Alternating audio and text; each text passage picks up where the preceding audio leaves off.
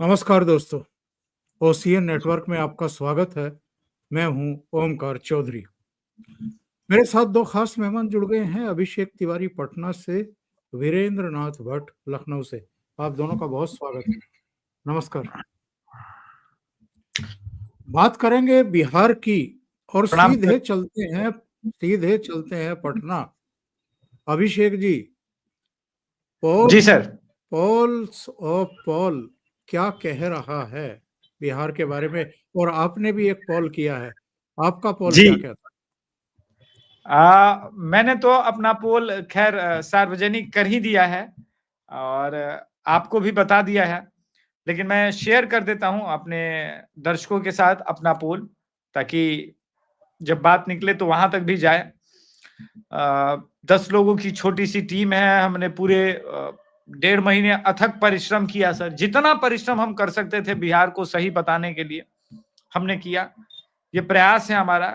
हम कोई बड़ा नेशनल मीडिया हाउस तो नहीं है, लेकिन हमारा पोल कहता है बीजेपी एनडीए 143 से 162, 143 to 162 NDA, Mahagathbandhan 68 to 82, Jan Suraaj 1 से 2, जेजेडी 1 और अदर्स में हमने 5 सीटें रखी है। 2 बीएसपी को आ रही है और कुछ एमआईएम को आ रही है। वो सीट बाई सीट जब हम कल या सुबह या दोपहर जब भी रिकॉर्डिंग का समय होगा तो मैं आपके साथ शेयर करूंगा एक एक सीट का समीकरण।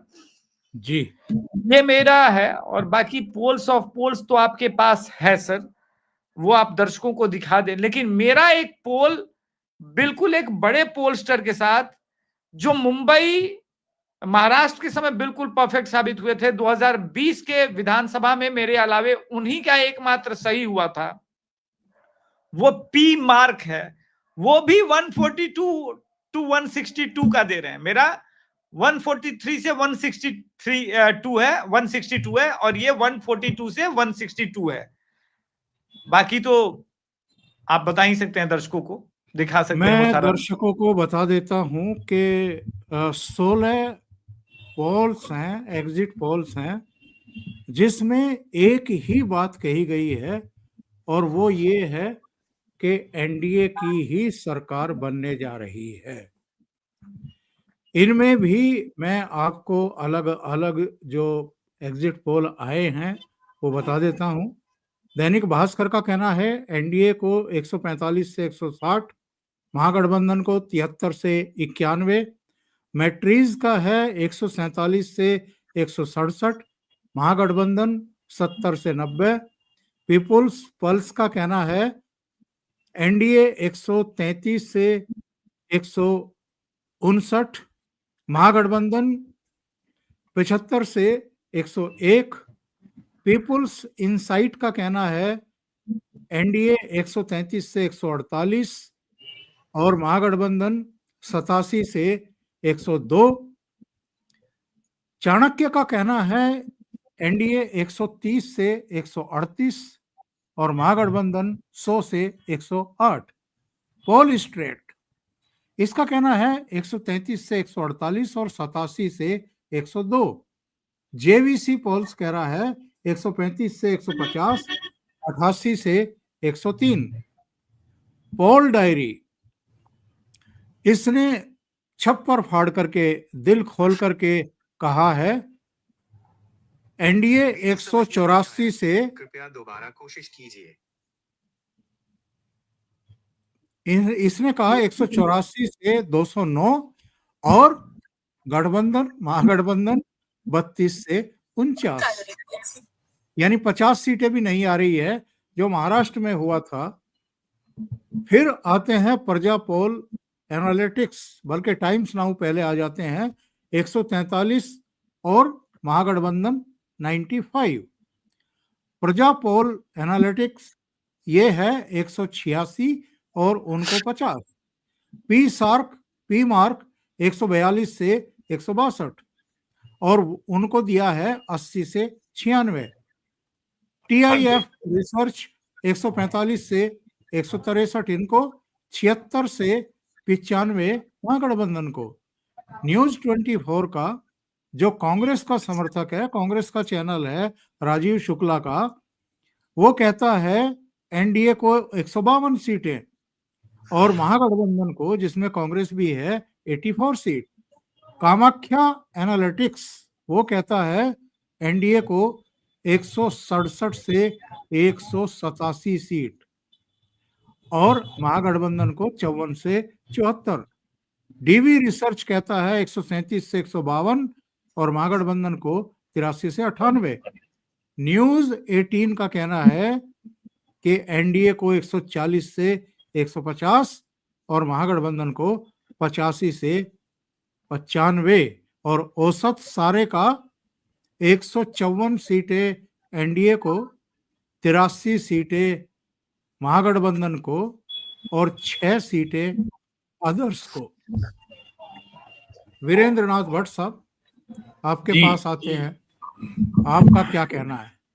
देखिए, पहली बात तो ये है कि सारे के सारे जो आपने अभी सुनाए पढ़ के, उसमें सबका जो संख्या एनडीए के लिए है वो 130 के ऊपर है। 130 से कम किसी का नहीं है। 152 है, 180 है, 143 है, 47 है, 45 है। और दूसरी बात, किसी का भी जो आपने 13 पढ़ के सुना है, किसी ने भी ये इसको अपोजिशन को बहुमत नहीं दिया है। और तीसरी बात ये है कि आज 42 दिन हो गए, ये कंफ्यूजन अभी बना हुआ है कि लालू, ये आरजेडी और कांग्रेस का जो गठबंधन है, ये इंडी अलायंस है या महागठबंधन है। महागठबंधन तो ये केवल 2015 में था, जब नीतीश कुमार इसके साथ थे। तो जब नीतीश नहीं है तो ये आज की तारीख में महागठबंधन कैसे हो गया? तो जो सत्ता के लिए रूलिंग पार्टी को चुनौती दे रहा है, जब उसका नाम ही तय नहीं है, उसका एक्रोनिम तय नहीं है, ऐसा चुनाव मैंने पहले कभी नहीं देखा। महागठबंधन तो ये कहीं से नहीं है। मेरे ख्याल से अभिषेक मेरी बात से सहमत होंगे। महागठबंधन का नाम तो 2015 में था, जब नीतीश और आरजेडी और कांग्रेस एक साथ थे, कम्युनिस्ट पार्टी अभी थी। लेकिन आज ये महागठबंधन कैसे है? और इतना एक तरफा ये प्री काउंटिंग जो एग्जिट पोल आया है, शायद मैंने 10 साल में कभी नहीं देखा। और दूसरी बात, ये जो बिहार के जो अरविंद केजरीवाल बन के उभर रहे थे, जन स्वराज पार्टी वाले पांडे जी, उनका तो सुपड़ा साफ हो गया। हमें लगता है कि अगर जब उनको एग्जिट पोल में प्री काउंटिंग सर्वे में अगर एक सीट दी जा रही है, तो ये भी शायद उनको लिए एक सांत्वना पुरस्कार है कि भाई चूंकि रेस में थे तो उनको भी कुछ दे दो।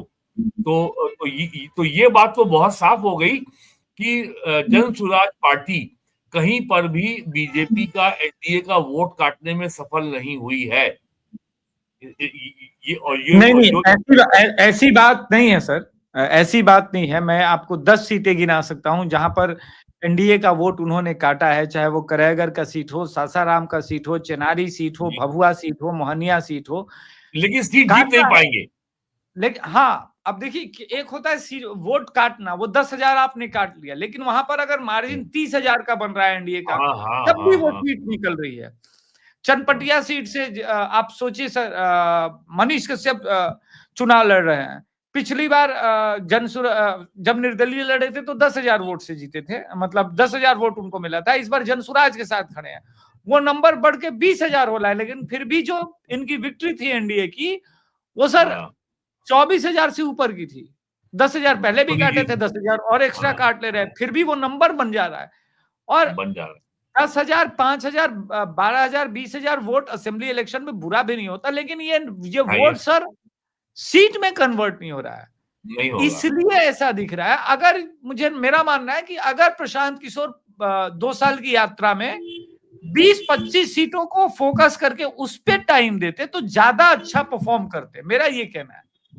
लेकिन ये कह सकते हैं कि जो टोटल वोट पोल हो रहा है बिहार में, उसमें जन स्वराज पार्टी का वोट शेयर जो है वो सिंगल डिजिट में रहने वाला है, 5-7% से ज्यादा नहीं आने वाला। 100%।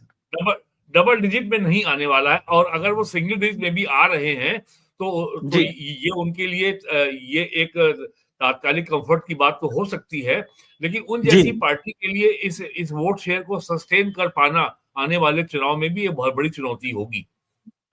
और चौधरी साहब, मुझे ये भी कहना है कि मैंने तो पिछले 20-25 सालों में इतना रोमांच रहित एग्जिट पोल का रिजल्ट कभी नहीं देखा। इसमें कोई थ्रिल नहीं है, कोई रोमांच नहीं है, और सारे के सारे जो सर्वे आ रहे हैं वो ऑलमोस्ट यूनैनिमस है, आम सहमति नहीं है, सर्वसम्मति है। तो ये जो यूनैनिमिटी है, ये बहुत नई चीज उभर के आई है इस चुनाव में। और ये अगर मैं ये कहूं तो गलत नहीं होगा, राहुल गांधी ने तेजस्वी को निपटा ही दिया। अगर उन्होंने इतना कंफ्यूजन नहीं क्रिएट किया होता और उन्होंने जो है अंतिम समय तक राहुल गांधी ने तेजस्वी को मुख्यमंत्री का उम्मीदवार डिक्लेयर नहीं किया, कांग्रेस को अशोक गहलोत को भेजना पड़ा, तब हुआ। और इसका उल्लेख प्राइम मिनिस्टर मोदी ने अपनी जनसभाओं में भी किया कि कट्टे के चोट के बल पर मुख्यमंत्री का कैंडिडेट इन्होंने डिक्लेयर कराया। तो कांग्रेस ने ये संदेश दे दिया है कि पहले उन्होंने दिल्ली में केजरीवाल के साथ कोई गठबंधन नहीं किया फरवरी 2025 में, अब उन्होंने निपटाया है यहाँ पे तेजस्वी को। और मुझे लगता है कि अब इसका संदेश बहुत साफ मिल गया होगा यूपी में समाजवादी पार्टी के अध्यक्ष अखिलेश यादव को कि अब कांग्रेस उनके संग भी कुछ ऐसा ही करने जा रही है, क्योंकि कांग्रेस के लोगों ने ये उनका निष्कर्ष फाइनल है कि बिहार में और यूपी में क्षेत्रीय पार्टियों के कंधे पर जब तक वो चलेंगे, as long as they ride the piggy back of the regional parties, उनका अपना रिवाइवल संभव नहीं है। तो बिहार से यूपी के लिए ये बहुत बड़ा संदेश उभरता है। जी यूपी पर हम लोग अभी आएंगे। धीरेन जी आ गए हैं, धीरेन जी का स्वागत कर लेते हैं। धीरेन जी बहुत स्वागत है आपका। धीरेन जी, अभी भट्ट साहब ने कहा कि राहुल गांधी ने आखिर तेजस्वी को निपटा ही दिया। ये राहुल गांधी का योगदान है या लालू परिवार का अपना ही योगदान है? क्योंकि आप वहाँ काफी समय लगा करके आए हैं, बहुत सारे लोगों से आपकी भी मुलाकात हुई है। आपका कुल मिलाकर के क्या आकलन है? जो पोल्स आए हैं, एग्जिट पोल्स आए हैं, इनसे आप कितना इत्तेफाक रखते हैं? देखिए, मैं तो वहाँ बहुत सारे लोगों से मिला, क्योंकि मैंने अभिषेक की तिवारी की चाय पी ली है, इसलिए लोग मुझे ये ना कहें कि मैं उसके कहने पे बोल रहा हूँ। और अभिषेक से मैंने पूरा, लेकिन हम लोगों ने जो चर्चा की थी, मुझे लगता है अभिषेक पूरा वो लोगों को सुनना चाहिए, वो लगभग पूरा उसी तरफ जा रहा है इलेक्शंस। दरअसल सर, अगर हम लोग बात करते हैं, 17 ओपिनियन पोल है, एक तरफ बोल रहे हैं, लेकिन बिहार के लिए, बिहार के संदर्भ में ओपिनियन पोल एक ऐसा वो भी होता है, भंवर भी होता है, जिसमें फंस जाते हैं। 2020 में ज्यादातर ओपिनियन पोल जो है आरजेडी को ला ही रहे थे सत्ता में, बहुत सारे लोग। 2015 में उन्होंने बीजेपी को सत्ता में ले आए थे। मैं उस समय चुनाव में रिजल्ट में खड़ा था और लालू के यादव के घर के बाहर हम खड़े थे, और अचानक जो है चलना शुरू हो गया कि बीजेपी बढ़त पर आ गई। हम भागे सब दफ्तरों पे बीजेपी की तरफ, और पता चला वापस वहां। तो वो तो उनके ओपिनियन। लेकिन हम लोगों को सबसे बड़ी बात ये रहती है कि अगर मैं ये कहूं कि हम लोग अगर सबसे बड़ी चीज देखते हैं कि ग्राउंड पर आपको सबसे पहला क्या हो रहा। अभी मैं आज देख रहा था अलग अलग चैनल्स जो बोल रहे थे, तो आप देखेंगे सब नीतीश कुमार को अब ये मान रहे हैं कि नीतीश कुमार इस पोल का सबसे बड़ा फैक्टर है। हालांकि एक दो चैनल में देख रहा था, डीवी लाइव टाइप, सब बता रहे थे कि सब वो भाग गए हैं, एक विदेश चले गए हैं प्रधानमंत्री और होम मिनिस्टर, फिर इस्तीफा देंगे। तो मैं डर गया कि कहीं इनके घर से टाइप होके चला ना गया हो उनके घर तक, मतलब अमित शाह जी ने टाइप करके भेज ना दिया हो कि मैं नहीं जाऊंगा, सुबह तुम ही भेज दीजिएगा। दरअसल पूरा इलेक्शंस नीतीश के इर्द गिर्द था, और उसकी ताकत को अगर कोई बढ़ा रहा था तो 1.25 कर रहे थे, 1.5 कर रहे थे प्रधानमंत्री मोदी। एक चैनल में अगर हम इसको ऐसे देखते हैं, पूर्वा सीमांचल में पहले भी बहुत बड़ा वोटिंग हुआ है, ऐसा नहीं है कि सीमांचल में वोटिंग अपर नहीं होता। पिछली बार भी 77 उन 4-5 जिलों में आता है, लेकिन इस बार एक रिकॉर्ड टूटने में 28-30 साल लग गए। सिर्फ 64% होने में 98 का जो लोकसभा का चुनाव था उसका रिकॉर्ड टूटा था, लेकिन महज 5 दिन लगे पहला रिकॉर्ड टूटने में। तो आप उस उत्साह को देखिए, ये सिर्फ मुस्लिम वोटर का तो नहीं हो सकता, ये तो कंप्लीटली तमाम वोटर्स के साथ होने पर है। 68% वोट आप पहुंचा रहे हैं, तो आप ये बात सोच रहे हैं कि अगर सामने वाला तैयार है तो मैं वोट देने जाऊंगा, मैं वोट देने जाऊंगा, वोट दूंगा और अपने मसले को रखूंगा। मैं सबसे बड़ा तो उसके इलाके में हैरान था कि जो देखिए, हम लोगों ने पहले से तय किया था, मैं बार बार बोलता भी था कि मुझे नहीं लगता कि प्रशांत किशोर कहीं जमानत बचाएंगे या रिकॉर्ड, मेरा ये मानना था 1-2 सीट भी, लोग सब कह रहे थे 1-2 आ जाएंगी, मैं फिर भी कह रहा हूं कि मुझे 1-2 सीट पर भी शक है, क्योंकि उसकी पॉलिटिक्स में हमको ये गौर करना होगा कि उसकी पॉलिटिक्स में इमोशंस नहीं है। वो मानव को अगर आप देखेंगे, वो पोल एनालिस्ट है, डेटा एनालिस्ट है, वो जिंदगी में अपने आप को, अगर मैं उसके बायोडाटा को देखूं तो वो अपने आप को एनालिस्ट बताता है कि मैंने डेटा एनालिटिक्स किए हैं। तो उसके लिए आदमी वोट नहीं है, उसके लिए आदमी सिर्फ वोट है, उसके साथ रिलेशन नहीं है। अगर आप चाहे किसी भी को ले लीजिए, भले ही महागठबंधन के को लीजिए, आप देखेंगे कि उनके नेताओं के लोगों के साथ रिलेशन है, वो किसी के हाँ या ना में जाते हैं। लेकिन प्रशांत किशोर जैसे लीडर सिर्फ इंसानों को वोट मानते हैं, उनको मालूम है कि हम इनको, ये एक रोबोट है जिनके लिए बटन बनाते हैं, वो बटन बनाते हैं, वो यस करे, इसीलिए वो ग्राउंड पर नहीं दिख रहा था। दूसरा, सही बात है। मेरी आवाज आ रही है? जी जी, मैं ये कह रहा हूं कि हम 5 मिनट के लिए जरा अभिषेक जी को जोड़ लेते हैं, क्योंकि 9:30 का शो उनको देना होता है, तो उनके पास 5 ही मिनट है।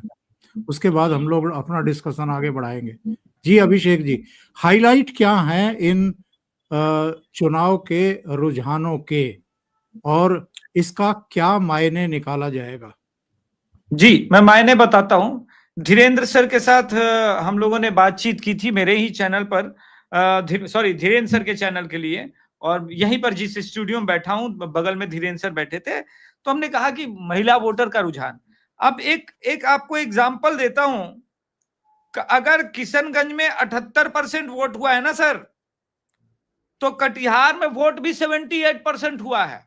चलिए, यहां तो लोग कह सकते हैं चलो कटिहार में भी 40% मुसलमान है, लेकिन बांका में 70% वोटिंग हुई है, औरंगाबाद में 65%, भागलपुर में जबकि 67% और गया में 68%, किशनगंज में छोड़िए, पश्चिमी चंपारण, ये तो ब्राह्मण बहुल इलाका हो गया, सवर्णों का, ये तो कोर इलाका है एनडीए का, यहां क्यों 71% है?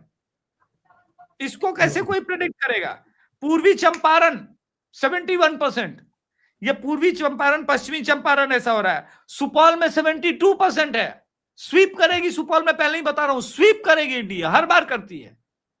मतलब ये है कि तुम अपने आप को, जो ये तुर्रम खान और धर्म की, मजहब की राजनीति में अपने आप को बहुत बड़ा वोटर समझते हो, और ये जो कांड देखिए सर, मेरे कैलकुलेशन के अनुसार 3-4% कम होना चाहिए था वोट।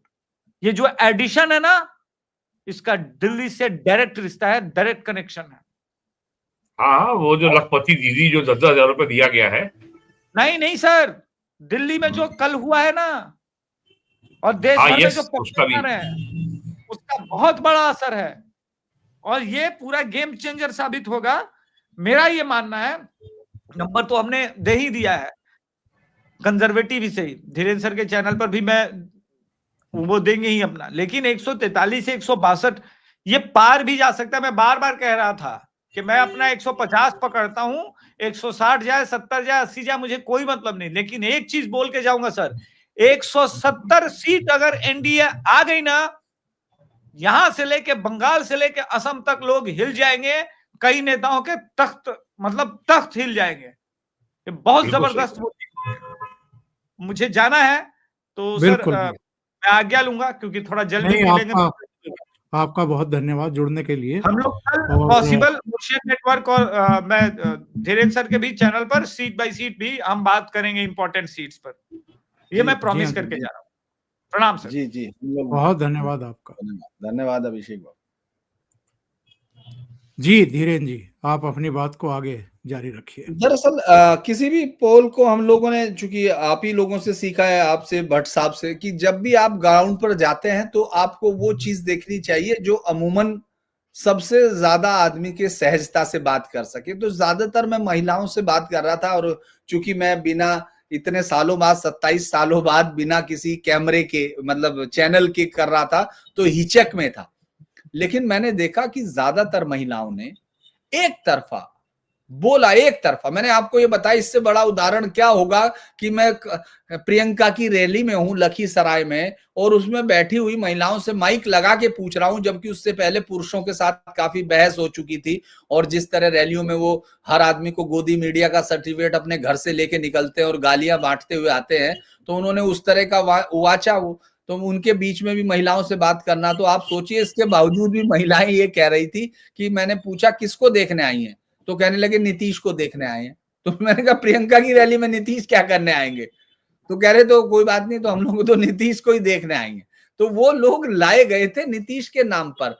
महिलाओं का रास्ता आज भी, देखिए कल को हो सकता है कि रिजल्ट ट्रेंड चेंज हो, लेकिन इसके बावजूद मेरी नजर में आज की डेट में जो डाटा मेरे पास था, जो मैंने 12-15 दिन घूमा अलग अलग शहरों में, वो ये बताता है कि वो एक बड़ा कारण नीतीश कुमार हैं। मैं लगातार आपके साथ पहले भी हम लोग डिस्कस कर चुके कि नीतीश कुमार बड़ा कारण है, लेकिन मोदी उनके साथ जुड़ के वो 2.25 हो गए। वो 1 का 1.25 का 1.5 नहीं हुए, वो 2.25 हो गए हैं। और उसका कारण क्या है कि दोनों की महिलाओं में अपील जबरदस्त है। इसके उलट हम इधर आ जाते हैं। देखिए पैरेलल हम लोग काउंटर करेंगे, तभी हम लोग हमारी बात दर्शक समझ पाएंगे।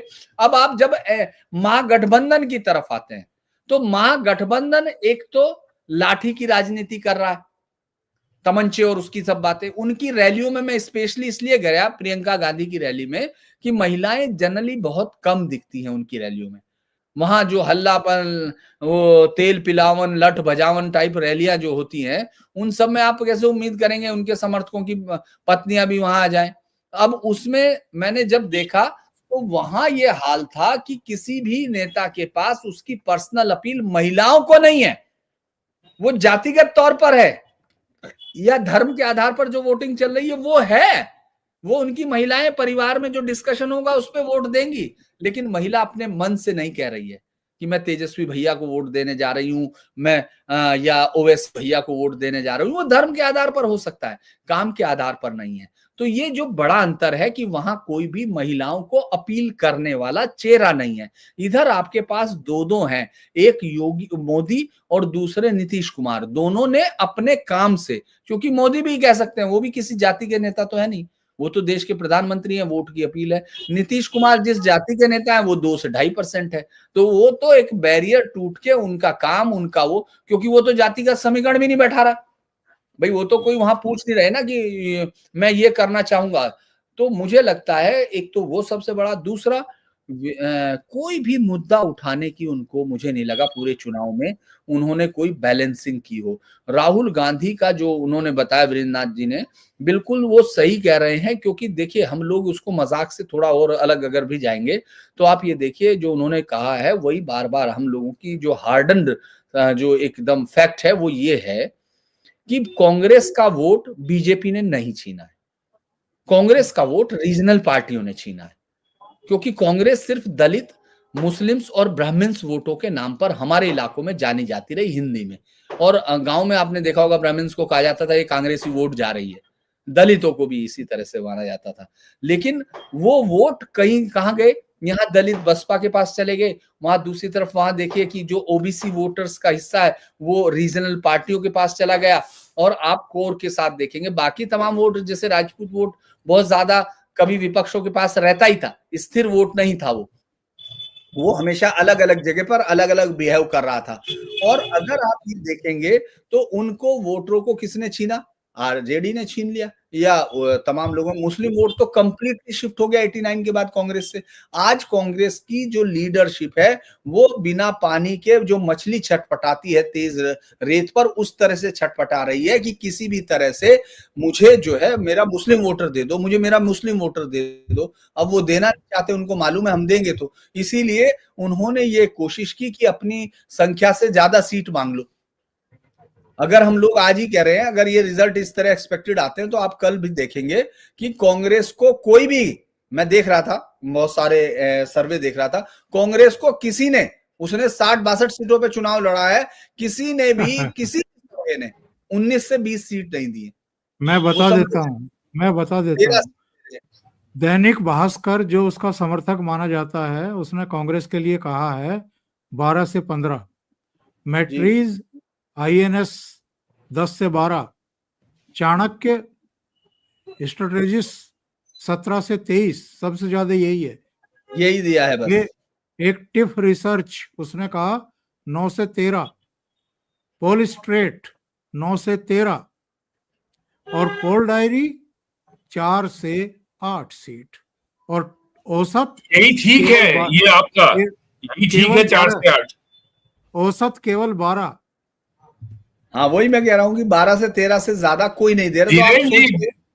धीरेन्द्र जी, मैंने एक बात ये देखी पूरे बिहार के कैंपेन में, जो बहुत ही सटल, बहुत ही एक जो अंडर करंट था, जो लोग शायद जानबूझ इग्नोर किया आरजेडी ने, इंडिया अलायंस ने, कि एक स्टेबिलिटी और लॉ एंड ऑर्डर और शराबबंदी से जो महिलाओं को जो जो level of comfort with the government जो बढ़ा है, इसकी ओर कहीं ध्यान नहीं दिया। और जो आरजेडी ने एक इशारों में ये संकेत दिया कि शराबबंदी खत्म हो जाएगी, ये इसके ऊपर चर्चा कहीं नहीं हुई, खुल के चर्चा नहीं हुई, इलेक्शन कैंपेन में चर्चा नहीं हुई और टीवी डिबेट्स में नहीं हुई, खबरों में नहीं हुई, लेकिन मैसेज तो गांव-गांव था ये कि अगर ये आएंगे तो शराबबंदी भी हट जाएगी और लॉ एंड ऑर्डर का सीधा एक सामान्य महिलाओं का पब्लिक प्लेस में, लड़कियां स्कूल जाती हैं या कहीं भी जाएं पब्लिक प्लेस पे, लॉ एंड ऑर्डर खराब होता है तो उसका सबसे बड़ा दुष्प्रभाव हर उम्र की महिला को झेलना पड़ता है। ये बिहार में इशू था। मैं इस पर माफ कीजिएगा, मैं बीच में अगर आपकी बात दरअसल मैंने इस पर उन महिलाओं से उसी रैली में पूछा, उन लड़कों से भी पूछा, मैं सब रैलियों में पूछ रहा था, वो नेट पे भी पड़ा है, मैं उनसे पूछता था कि वो कहते थे देखिए सब जगह शराब मिल रही है। और ये पत्रकारों ने कहा आप ये छोड़ दीजिए, अच्छे खासे जो न्यूट्रल है या जिनको ये कहा जाता है बीजेपी माइंडेड पत्रकार है, वो भी सब इस बात का मजाक बना रहे थे कि शराब तो सब कहीं भी मिल जाएगी। और अनुपम जी ने बड़ी अच्छी बात कही कि वो दिखता कहीं नहीं, मिल हर किसी को जाता है, भगवान हो गई है। लेकिन अगर मैं वहां जाके देखूं, मैंने जब महिलाओं से बातें की वीरेंद्र जी, तो मैंने उनसे पूछा कि आप शराब का क्या, तो उन्होंने कहा कि शराबबंदी पूरी तरह से है और जहां रुकी हुई है उसको और रोकना चाहिए, उनको कहना ये था। फिर मैंने उन पुरुषों से जो ये कह रहे थे कि बताइए तुम्हें ला दूं, ऐसे रैली में मुझसे कह रहा वो कि तुम्हें ला दूं, ये कर दूं, वो कर दूं, तो मैंने उससे हंसते हुए कहा कि तुम, अच्छा चलिए मान लीजिए कि तुम मुझे लाके दे दोगे और दूसरे को भी मिल रही, तो क्या तेजस्वी का पहला कदम हम ये मान लें कि वो शराबबंदी हटाएगा? तो ये सुनते ही वो पीछे हो गया। अरे हमने कहा यार बोल दो भाई, जब तुम लाके दे रहे हो तो इसका मतलब क्या है? अरे भाई कट्टा अगर सड़क पे मिल रहा है, कट्टा अगर मुंगेर में बिक रहा है, तो हर आदमी अपनी जेब में थोड़ी डाल लेगा। अपराध रोकने के लिए लॉ लाए जाते हैं, क्योंकि जो अपराध से कानून से डरेगा वो, उन महिलाओं की स्थिति आप ये सोचिए। दरअसल कोई ये नहीं समझ रहा, मैंने देखा, अब इस बार तो सब लोग किताबें भी लिख देंगे, लेकिन मैं जो गौर कर रहा था, महिलाओं के अंदर इतनी ताकत बिहार में आई कैसे? दरअसल ये एक अनऑफिशियल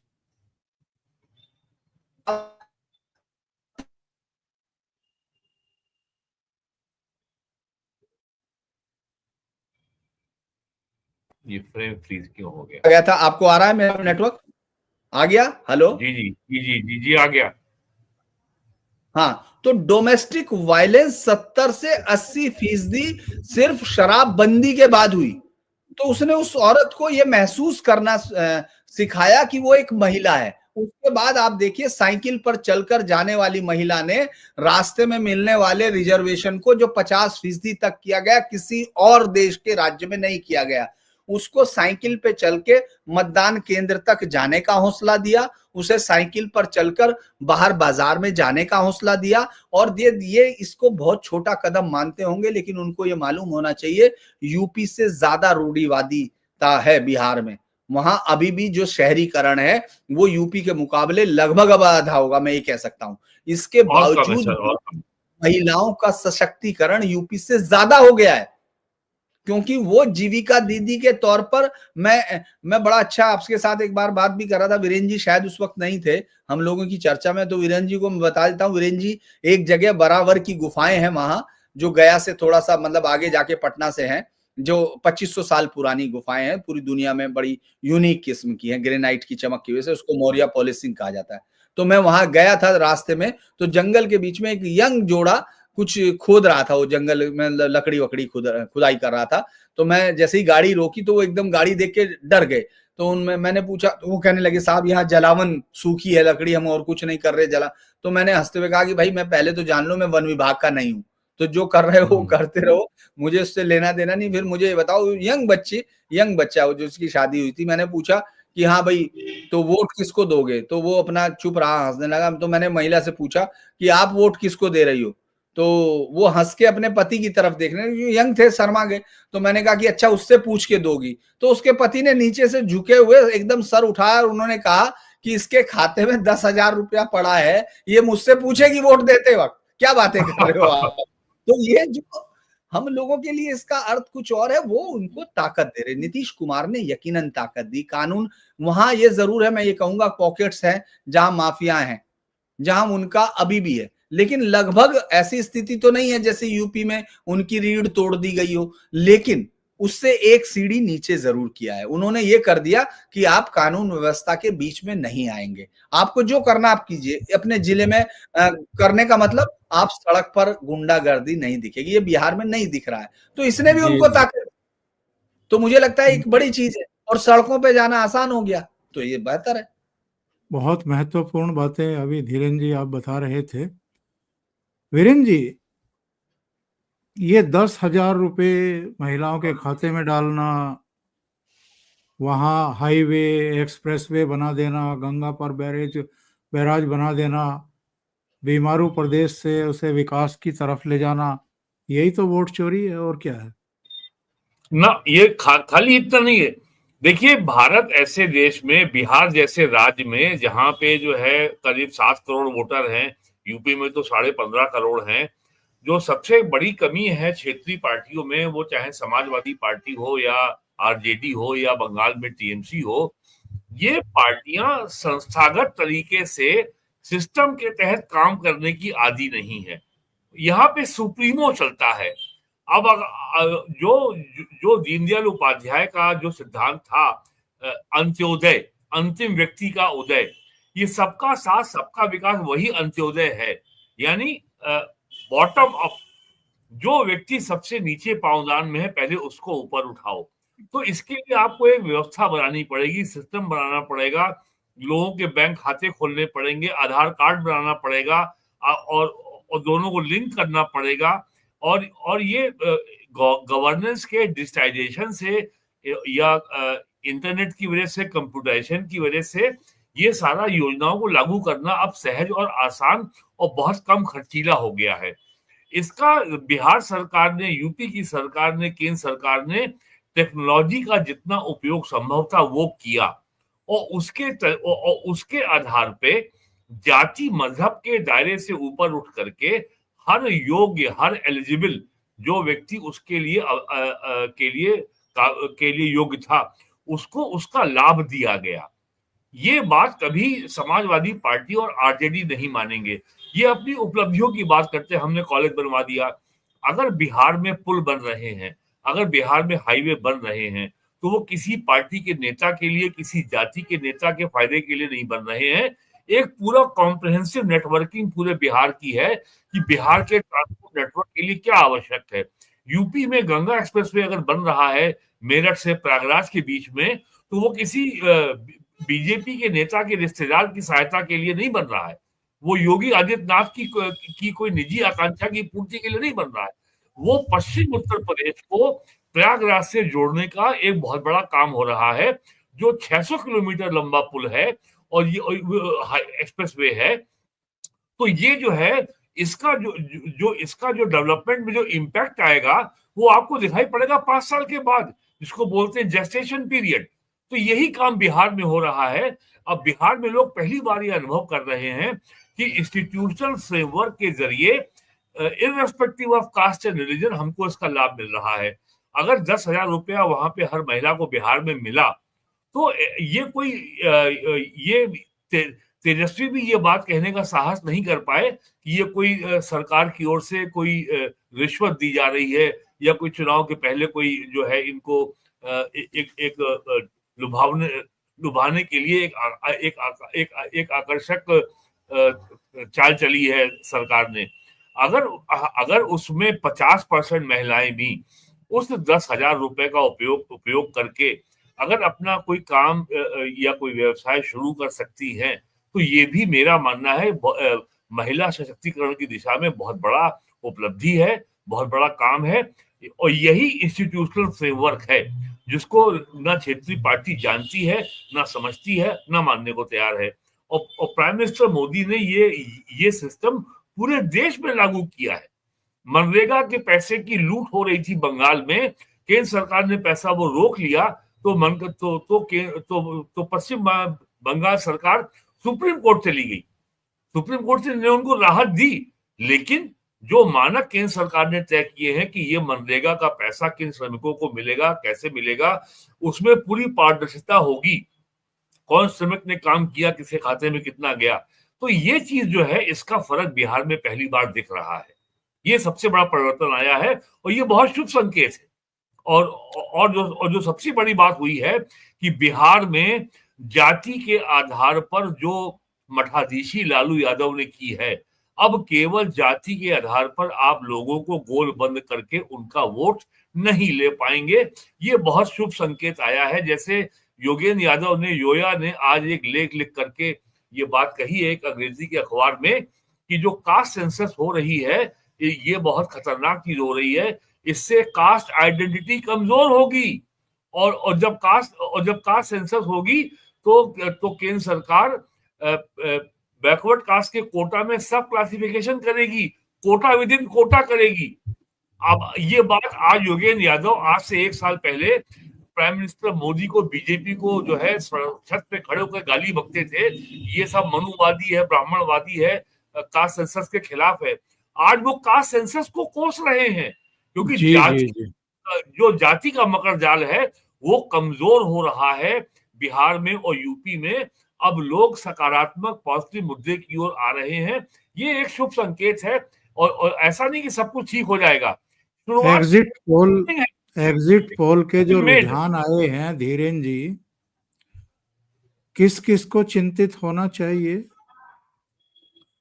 राहुल गांधी बिल्कुल नहीं होंगे। नहीं, देखिए एक वो सही कहा उन्होंने, मैं यही कहने जा रहा था कि एक आदमी इसमें निर्द्वंद है, उसको मालूम है कि ये दुनियावी चीजें हैं। दरअसल राहुल गांधी को हम लोग समझ नहीं पा रहे हैं। राहुल गांधी एक वैराग्यधारी साधु हैं, उनको मालूम है ये माया है और ये चूंकि वो उनको पता है कि उनके लोग माया में फंसे हुए हैं, उनको पहले उनको निवस्त्र कर देना है ताकि वो माया भूल जाए। इसलिए वो पहले अखिलेश को कर रहे थे, उसके बाद तेजस्वी को है, उन सबके माथे से वो माया हटा रहे हैं।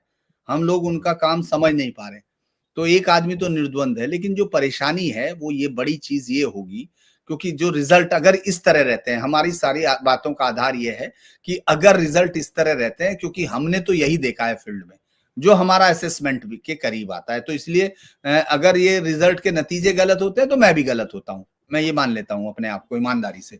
लेकिन ये जो चीज है उसमें सबसे बड़े संकट अगर आएगा, देखिए वैसे ऐसा मैंने देखा नहीं है क्योंकि जाति आधार पर बनी हुई पार्टी में जो जाति जिसने शुरू की होती है और जिस जाति की ताकत प्रधानता होती है वो अपने नेता को मानती है। जैसे कि मुलायम सिंह यादव के ना कहने के बावजूद भी नंबर 1 अखिलेश ही रहा है। तो ऐसा नहीं कि वो अखिलेश को मना कर रहे थे, वो इशारा कर रहे थे अपने लोगों को कि ये नंबर 1 यही है, लेकिन मैं इसको कहूंगा नहीं। उसी तरह से अगर आप देखेंगे मुलायम सिंह यादव के मुकाबले और ज्यादा रूथलेसली और परिवार की परंपरा से उलट शासन की शक्ति के मुताबिक लालू प्रसाद यादव ने अपने बेटे को, छोटे बेटे को राज दिया है, गद्दी दी है, यही कहा जाएगा। और गद्दी कहूंगा मैं क्योंकि वो कोई अपने आप से उसने बहुत पंचायत चुनाव लड़ा हो ऐसा कुछ नहीं, सीधे आके मुख्यमंत्री बनेगा, उप मुख्यमंत्री बनेगा, उस तरह का राज था वहां उसके। और वो कोई वो नहीं है, उसमें कोई द्वंद्व नहीं है वहां अगर आप देखेंगे। लेकिन अगर वो वोट लगातार कम रहती है और आप जो जिस ठेकेदारी और जिस सब की उम्मीद में आपके साथ एक बिरादरी बहुत आक्रामक होकर तैयार हो जाती है कि सत्ता आने के बाद हम कुछ भी करेंगे, किसी भी शोरूम का ताला खोलेंगे और चले जाएंगे, मालिक तो भाग ही जाएगा हमारे अंदर घुसते ही। उन लोगों को एक दिक्कत ये आ जाएगी कि उनको एक ऐसा नायक अब चाहिएगा जो सत्ता के करीब तक ले जा सके। और एक चेहरा जब बार बार पानी में धुल लेता है, वो राहुल गांधी नहीं है। देखिए, राहुल गांधी का हम कितना भी मजाक बनाते हैं, लेकिन राहुल गांधी आज की डेट में 99 सांसदों का नायक, 99 सांसद उसके पीछे खड़े हैं, हमको ये मानना पड़ेगा। लेकिन जो रीजनल पार्टी है उसके पास ये ताकत नहीं होती, क्योंकि उसके सांसद उसको कोई ताकत नहीं दे सकते। लालू प्रसाद यादव के बेटे को अगर वहां 5 की बजाय 9 सांसद हो जाए तो उससे उसका कोई कद नहीं बढ़ेगा, क्योंकि दिल्ली की राजनीति में उसके लिए नोवेयर है। लेकिन उसके विधायक अगर 9 कम हो जाते हैं तो उसका दबदबा कम होगा, क्योंकि तेज प्रताप अब जो है पहले से ज्यादा सिंसियर तरीके से बिहेव करता दिख रहा है। दूसरा यह है, जमीनी वास्तविकता लेता हुआ दिख रहा है।